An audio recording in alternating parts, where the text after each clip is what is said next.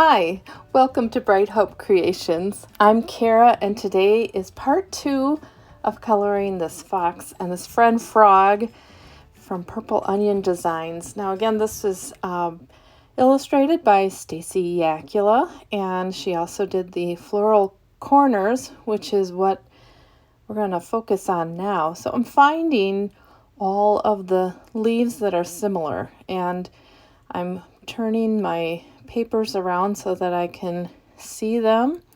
So I look over to the side and find it and color them in, and then I'm just going through, and I'm going to show you one corner mainly, and so I followed them all through and also colored the other leaves a different color. So now I'm working on those small flowers, and you can see I already did one corner of those, and so now I kind of know what I want to do, so I can show you. And I'm using those blue violets again, and you can see 2 BV31 caps there. That's because my marker was getting very drippy, and so if you take the cap off of both sides, the pressure evens out and you won't get the drip. So this one was kind of full, so I had to take both caps off. But just following and finding those flowers with my lightest, and now this is the BV04 to make dark dots in the middle, and then with the BV1 kind of coming around and giving it some shading and deciding just the design that I want in those flowers. And they don't have to look like real flowers. I just kind of want the same similar design throughout. And I like the little bit of white in the larger flowers. I couldn't keep that as well in the small ones, but I like it kind of, I don't know, it brings breaks it up a little bit. And here's that BV31 again, blending in that BV01 so that it kind of becomes part of the flower. I have a G24 here, and I'm finding all the areas that I want darkest on my leaves and just kind of touching into those areas. And I focus on one corner at a time. So here's the G21, and I'm just pulling that color out a little further into the leaf and just keeping track of all my leaves. I kind of lose some of them. I have to I realize I didn't find some of them initially, so I have to go back and get them. And then this is the G20. This is what the lightest color of those leaves were. And I wanted them light because I really want that frog to be my main bright green item.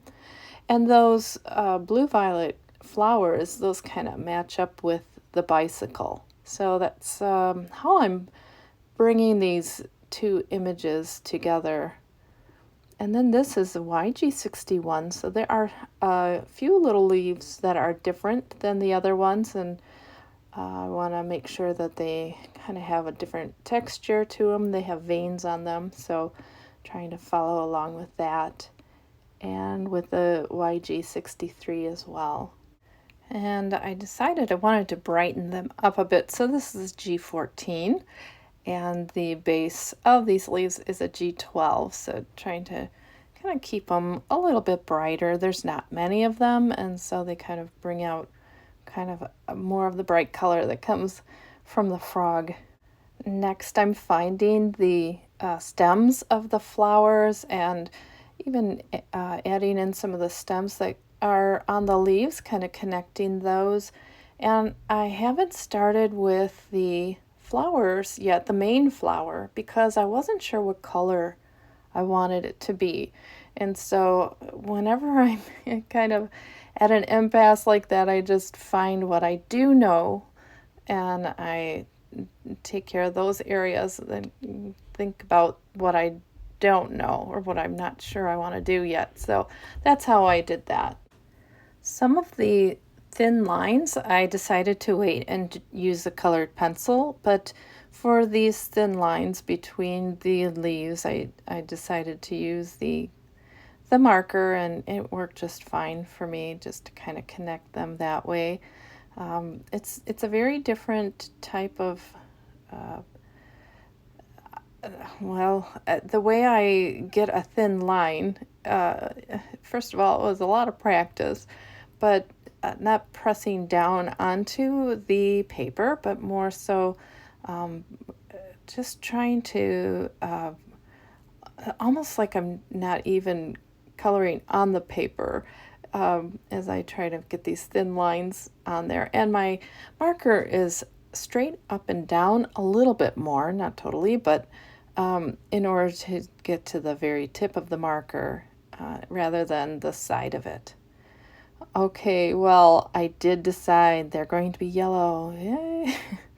And so I did one corner and I figured out the way I wanted to do it, so now I can show you on this next corner. And I'm starting with a Y02, and these are some bright yellow flowers, but I thought that this picture could handle it. I decided on yellow because it's on the opposite side of the color wheel from purple, which is what I'm calling these flowers.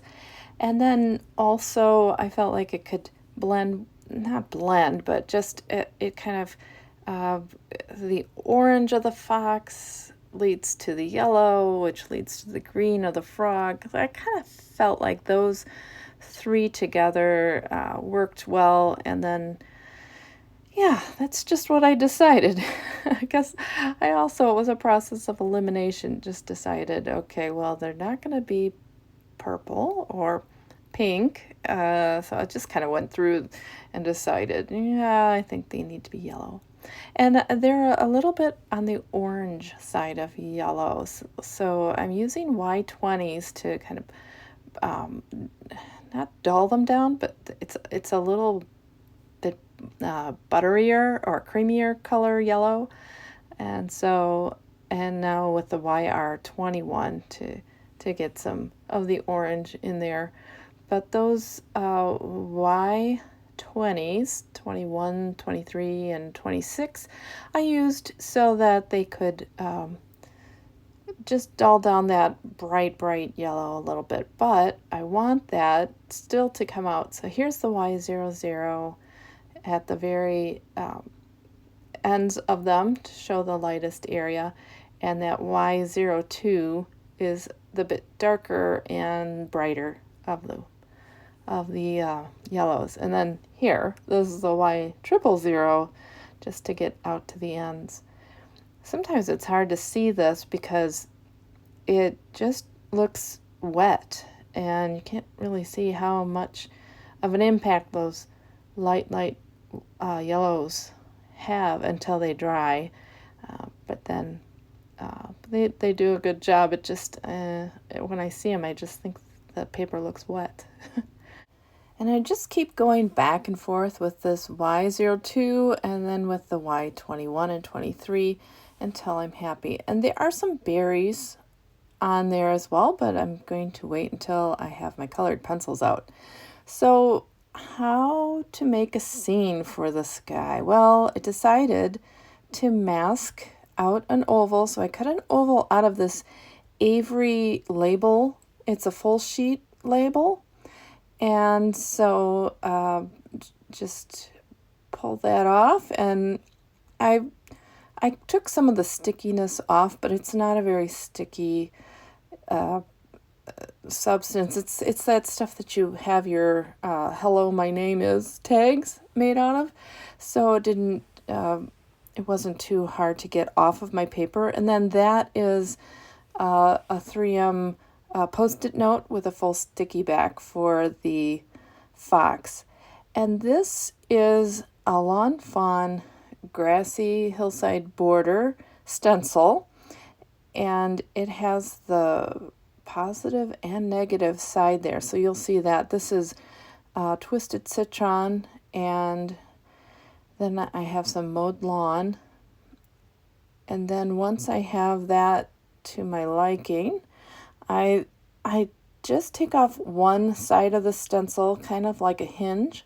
So if I need to put it back down, I can, but I'm happy with it, so I take it off. And then this is where the grass is the same on the top, but it's the opposite, so it's the negative side. So I lined that up with the grass, and now I can put in the background sky above without getting it into the grass. And this is wilted violet, and that really is the color of my flowers, but I wanted it to be a little more blue, so I'm using tumbled glass with it as well. I get kind of heavy-handed with my blending, and I think one reason is because the paper that I use for Copics is not the best for blending ink on, but it works out fine. So a little bit more of the shaded lilac. And one thing about my masking of the bike, I did not mask the wheels because I didn't mind if there was some of the ink going on that. With Distress ink, the plain kind, the regular, you can use Copics over it, so I wasn't worried about coming back in. And now I'm just fixing up where the mask didn't hide, or where I didn't have it exactly on the image. One thing with no line coloring is I sometimes go outside the lines or don't make the lines, so it's not going to be exact like it would if I had black lines to follow when I mask it. So I'm just taking some Copic markers and finding the areas that needed to be touched up a bit. And like I said, it can go right over that Distress ink, so it really isn't a problem. And looking down at those wheels, it's nice that I didn't have to mask those because the grass can show through, and it really didn't cause much of a problem with the tires. So now I want to put in a little more texture in the grass, and I kept looking at it and not liking it. So I just kept working at it. This is the G12, the other was the YG11. And I'm just going back and forth and decided that the very front of that oval was where I wanted to get it a little darker. And then it was looking to me like there were just too many lines that you saw. So coming back in then with the YG11, then just kind of blending those in, that G12 in a little bit, that kind of helped soften that up and make it all kind of look like it went together. So now we can come in with the little details with some colored pencils. These are Prismacolor pencils, and put in some of the texture. But I don't do too much texturing with pencil on this panel. I mostly want to just get in those fine lines and get a little bit more definition, especially with that frog because he's just so small. But I find that I'm more comfortable with Copic markers than I am with the colored pencils. I don't even have the names of these pencils for you here, but they are listed on my blog. So if you want to go there, you can find all the names of them. But just I heavily look at the picture to decide where things are. And then sometimes I even put it up to the picture, the black line drawing, and put it up to a light just to kind of give myself, I'll draw like a little dot or something over the eyes, so that I know exactly where they should go to make it look right. Putting in the spokes, and just kind of, I have to look at it to see if I can see some of those lines from the Jellyfish ink, and then I'm obviously following the lines on the black line stamped image as well. Now with a darker green pencil, I'm putting in lines for those little berries. So just following where those stems are, and I think there are 3 in each of these floral corners. And I was wondering what color to make those berries too. So in the end, orange won out. But this is a YR14, and I'm really just pretty much touching each of the ends of those stems to put a berry on it. Then I decided to stay with that same YR14 for the little stamen details for those yellow flowers. But when I started coloring the stems, kind of that stocky part of it, it was a little thick, so I came in with the pencil instead to put in the lines, and I like that a little bit better. So one of my flowers has it with the Copic, but the rest are with the colored pencil, and then the dot at the ends with the Copic marker. And then I got a little carried away and decided we should have some of those in the grass. And I don't know, I think I could have done without that. It makes the grass look a little bit like it has spots, but oh well, it's there. And I adhered it to a 4 1/4 by 5.5 inch note card, and the card is done. Well, I hope you enjoyed the video today, and if you did, if you would like and subscribe to my channel. I hope that you enjoyed the 2-part series, and maybe it inspired you to do some no-line coloring and a little masking as well. Have a great day. Bye!